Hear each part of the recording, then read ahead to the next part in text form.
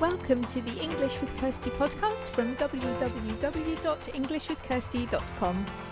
Here I'll be sharing with you tips, information and other learning resources so that you can improve your business English.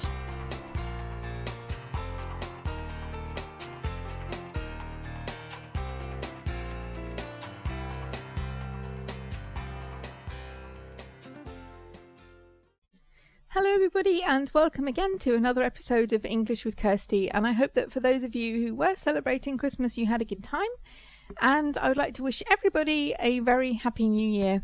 And I know there is a lot that's being said at the moment about New Year's resolutions and what you're going to do in 2016, so I'm not going to talk about that, but all I would say is if you want to do something related to your English learning, then make it achievable, make it something that you will be able to do for more than the first week after the new year. You know, don't make it so hard that you give up after a week. Make it something that you can do throughout the year that will help you. So this podcast, there are two parts to it this week. Firstly, I want to talk about something that I did to help me that was fun and enjoyable, because I imagine a lot of people are still on holidays and the idea of doing hard study isn't so appealing. And the second thing is to tell you about a project that I'm doing on my website. So it involves learners helping each other, because you don't want to just be listening to the teacher all the time. So the first thing is about cooking. And I wanted to share this because it's something I did. I've cooked with a couple of different friends. One of them was a native speaker of the language that I was learning, of Turkish, and she was able to talk to me about the recipe and how she cooked it, explain what we were doing in Turkish, and we cooked together.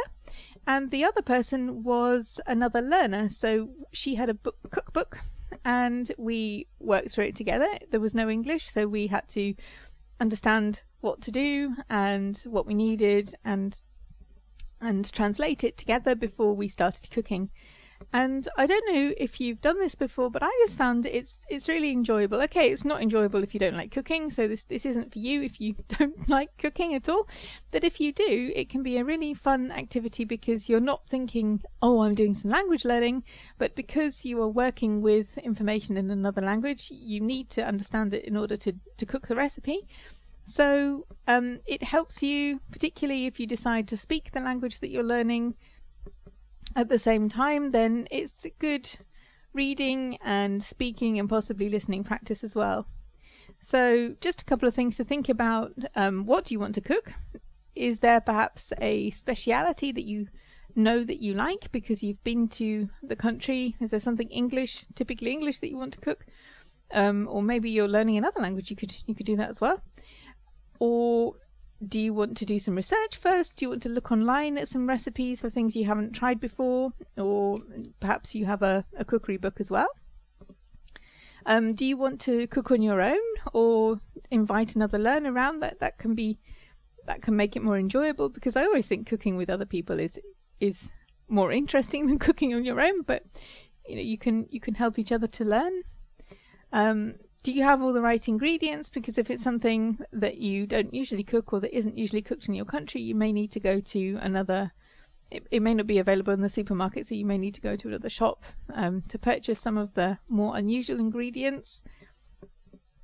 Do you understand exactly what you have to do? Because that's important. You don't want to get halfway through the recipe and then find that you don't understand something. So it's usually good to check that first before you start. Maybe if you don't understand something, find a friend or ask on a message board or a Facebook group. And also, do you want to share what you've done? So do you want to invite somebody to share the food with you? Or do you want to talk about it, because then that's writing or speaking practice? Do you want to let other people know what you've done? Maybe take a picture and share that with other learners or other people that are interested in what you're doing. So that's just a quick few questions, and just my experience of another thing that you can do to do something practical, but also to work on your language skills at the same time. Okay, so for those of you who are not interested in cooking, or who maybe already do this, I also wanted to talk about something else. It's the Learners Helping Learners project or series. Those of you who receive my newsletter already know what it is, but it's a series of questions, and it's always the same questions. People answer as many as they want. Some people answer all of them, and I'm going to put a link on the show notes page to somebody who did answer all of them, Tanya from Germany. So you can look at what Tanya did if you go to www.englishwithkirsty.com/podcast/episode 25. But I'm also going to include the form with these questions. So if you want to take part, if you want your answers to appear on the blog, then you can fill in the form and let me know what you think about these questions. And I don't expect you to remember the questions. They're going to be on the show notes page as well. But I'm going to read them out here so you know what they are. So the questions are: which country are you from? Why is it important for you to be able to speak English? Have you ever been to England? If so, where did you go and what did you do? Where do you go to find information in English? So this could be written information or audio information, it doesn't matter, any of them. Do you have a favourite book or song in English? Do you have any friends or tandem partners with whom you can practice your English? If so, where did you find them?